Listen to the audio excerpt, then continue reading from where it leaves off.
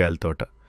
ఆ తోటలో రకరకాల కూరగాయలు ఒక పెద్ద కుటుంబంలా చాలా సంతోషంగా కలిసిమెలిసి జీవించేవి. ఆ తోటలో ఒక టమాటా ఉండేవి. అది చాలా అల్లరి చేసేది. తన ఎర్రటి రంగు, నున్నటి శరీరం చూసుకుని దానికి చాలా గర్వం. రోజంతా తోటలో అటూ ఇటూ దొర్లుకుంటూ మిగతా కూరగాయలను ఆట పట్టించడమే దాని పని. సన్నగా ఉన్న బెండకాయలను చూసి నవ్వేది. పొడవుగా ఉన్న క్యారెట్లను చూసి వెక్కిరించేది.